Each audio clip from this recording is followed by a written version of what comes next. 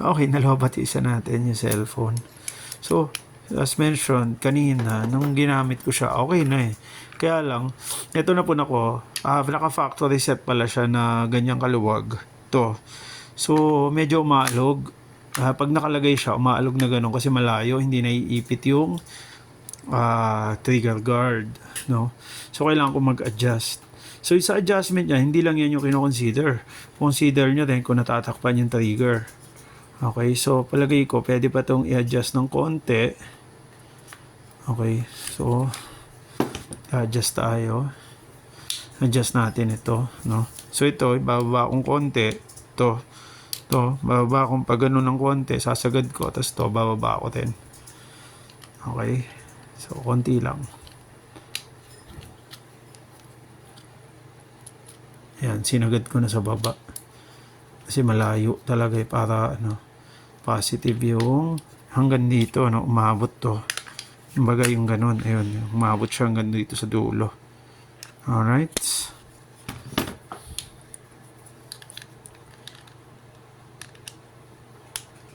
Kunin natin, ayan.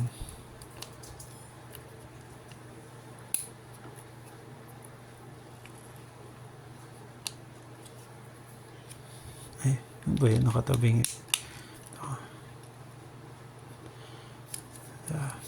dapat diretso.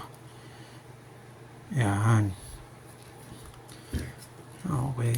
Tapos luwagan natin yun. Ito hawakan nyo dito sa likod. Baka sumobran luwag, nalalaglag yung nut dito. Yun. Okay. So more or less, dapat iipiti niya yung trigger guard. So, tingnan muna natin. Ganyan kakapal. Testing. Ay, mali. Kailangan nakaangat. Okay, so ganyan.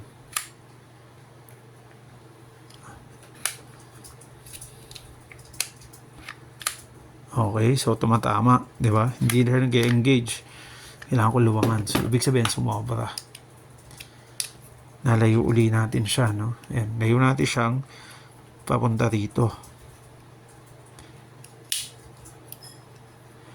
Ayan, hindi na kung gaano kalaki. Ayun, kasya na. Yun. So, kailangan kasi yun.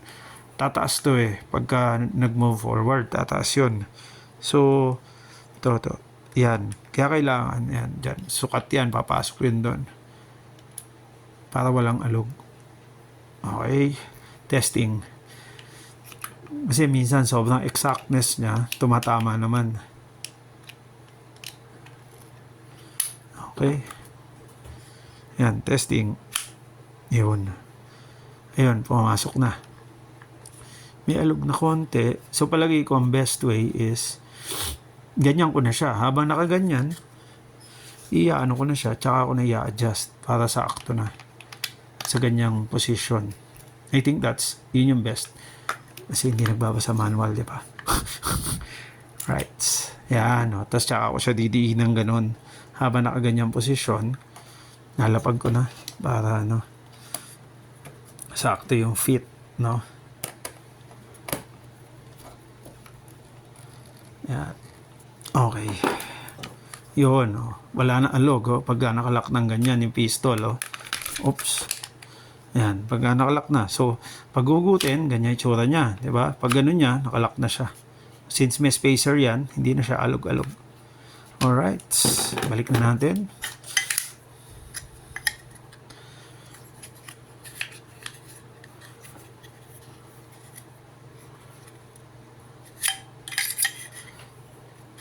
Hindi marunong, di ba?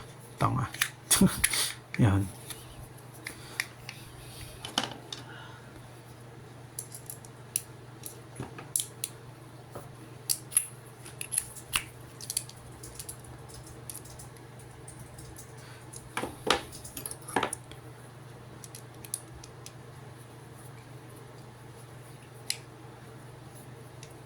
Yan. Oh, lobat din ba to? Anong nangyari? Lahat ng cellphone ko nalalobat ah.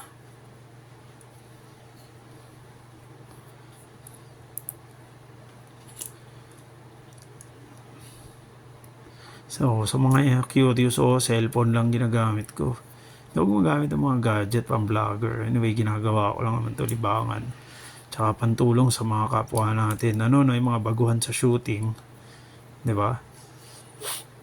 Nagtatanong or sana makatulong to mga video natin. Okay.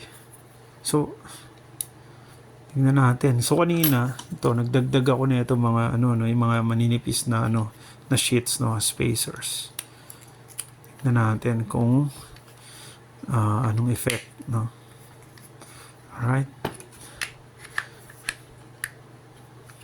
Ay, ano pala. Nakababa. Ayan. Ito yun, pag i-reset nyo, ganun lang. Okay, so yun. Parang masyadong tight naman. Oo, masyadong tight. So magbabawas tayo ulit. Kasi na-adjust ko na. Kaya mas tighter, no? Bawas tayo ng isang piraso lang. Okay. Isa muna. Yun. Ayan, wala na alog, oh. Tapos hindi na sacrifice yung, kumbaga pag naka-engage siya, hindi kagaya kanina, 'di ba? Gumaganong-ganon dito. To gumaganong-ganon. Ayan, ngayon pag naka-ano siya, fully engaged, walang alog, side, tsaka yung ano niya. All right. So I think that this is the perfect ano niya, yung parang perfect yung kanyang fit. Tapos to, parehas naman ng tornilyo siguro to, no? Hindi ko na kailangan palitan. Parehas lang dapat yan. Alam nang pati haba ng tornilyo magkaiba pa, di ba? No, mahal isang set eh. Pagka nasira yung spacer. Mahal yung isang set din, sayang. Tas yun lang kailangan. Kaya yung isa, bago ko inayos, bago ko bumili, sinubukan ko munang gumamit na iba. Pero nung dati kasi wala available na sa market. Kaya nung may nakita akong available, bumili na ako kahit nagagamit ko pa yung ginawan ko ng paraan, no? Ito yung sinasabi ko. So, mas manipis siya kumpara dun sa Glock sa CC. So, gumamit ako, nag-cut out ako nung makakapal na na plastic. Yun yung ginawa kong pandagdag sa spacer. Ayan, dyan muna siya. Sayang di ba? Magagawa pa. Pero bumili natin ako ng isang buong set. Ito. Saan ba yan? Ito. Para set B. Kasi nga, maraming pistol na pwede rito eh. Hindi lang siya para sa Glock, sa 1911, tsaka sa CC. Marami pang iba. Yun. Nga ba sinasabi ko, naramdaman ko parang may tumusok. Parang mas mahaba nga itong tornilyo na to. Hindi pwede. Shit, sira ang spacer. Tanga. Tumusok oh. Kalit tayo. Tornilyo. Ganun. Talagang pati tornilyo, magkaiba pa sila. Naman sobrang sela naman.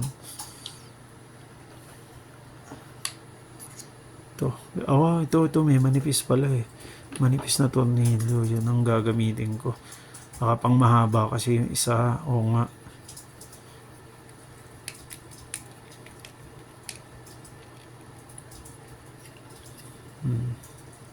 Sana yung isa pa.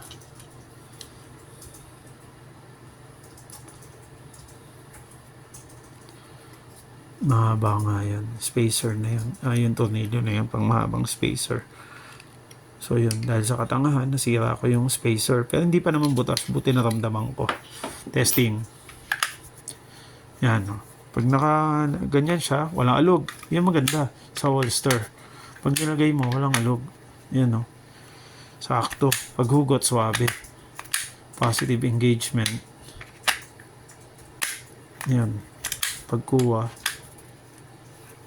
Yan. Tas to, sagad siya dito. Secured talaga yung niya. Tas yan, pag nakalock, hindi talaga siya mabunot.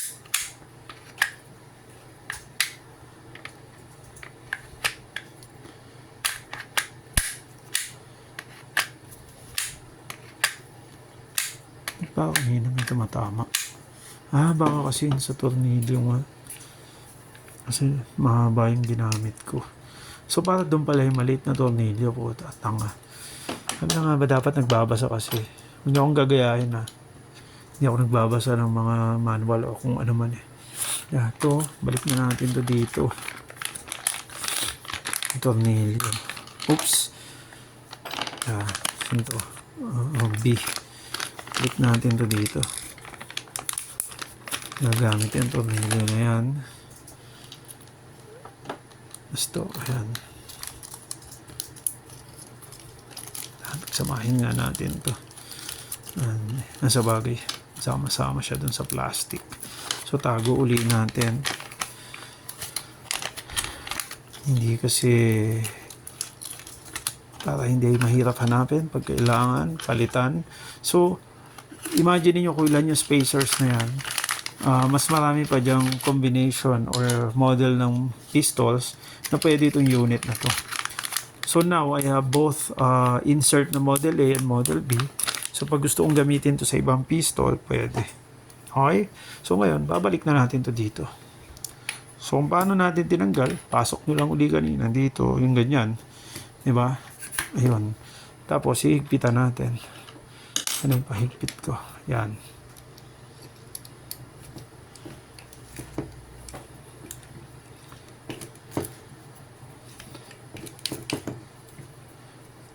Ayan. So, ingatan lang natin malustre. Di naman lalaban to. No? Basta mahigpit lang. Wag sobrang ano. Gusto, may gumagalaw na itong ano ko. Ito, magalaw. Higpitan natin ng konti. Saan ba hinihigpitan to? Oo, dito. Okay. Anyway, so yun. So, ito yung itsura niya. Uy, dumikit. So, yan. So, yan ang itsura niya. So, pag ginamit ko, yan. Okay? Paglagay mo, positive. Hindi gumagalaw-galaw. Yung ganda, walang alog, oh. Yung ganda. Tuwan-tuwa ako. Ito hinahanap ko sa mga holster, yung walang alog pag nilagay mo, eh. Okay? Okay, tapos tama ba yung alignment ko? Ay, ba't nakapasok? Parang naipasok ko, nagkamali ako. So, kung mapupunan nyo, parang nakapasok siyang ganon. Nakaganon. So, mag-adjust tayo. So, pag nag-adjust tayo, ganito yan. Okay. So, tanggalin muna natin to. Inisip ko paano gumalaw eh. Kasi dapat medyo pabuka yan eh. Hindi ano. So, dito yun. Dito ina-adjust ngayon yun. Dito sa kabila. Niluluwangan niya ng konti. Pag naluwangan, tsaka natin, ayun, i-adjust natin. So, kanina, medyo nakapasok na ganun. So, ito, bubuka lang natin ng konti. Kasi gusto ko yung nakabuka. Kasi yung tamang pag-holster, pag naka-holster siya, hindi nakatutok sa paa mo. Di ba?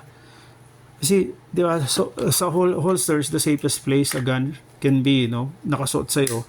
Pero pag mali yung pag-holster mo, pag pumutok siya, aksidente, habang nag-holster ka, tatama sa paa mo. So, kaya dapat yan, hindi nakapasok na ganun sa paa mo. Diba? At least diretso, para kung pumutok man siya, nag-holster ka, ganyan, diba? Pumutok. Yung paa mo nandito. Diba? No. Yung iba ganun, diba? Nakaganon yung ano, yung nakatutok sa paa nila yung holster. Hindi, mali yun. So, dapat ito at least, parallel to. Ito yung sa bewang mo, ito. Pag nakapasok, di align nyo na lang. Okay? So, kailangan yan. Kung hindi naka-align. I mean, hindi dapat na nakaturo. No? Dapat naka-align. Sorry ha. Okay. So, yan. So, yun. So, pagka nakita nyo ng ganyan, ang ginagawa ko, tsaka ako na hinihigpitan habang nandyan siya. Para alam ko, hindi siya gagalaw. Kasi pag tinanggal ko, may tendency gumalaw eh. Yan. Yun o, masigip na yun. Napun ako, umaalog kanina. Siguro nagalaw ko yan sa pagkalas ko. Yan, okay na. Yan. Alright. So, yun lang. Sinare ko lang. So, ganun, magpalit ng insert dito sa double alpha flex holster. Okay? Hope nakatulong. Bye.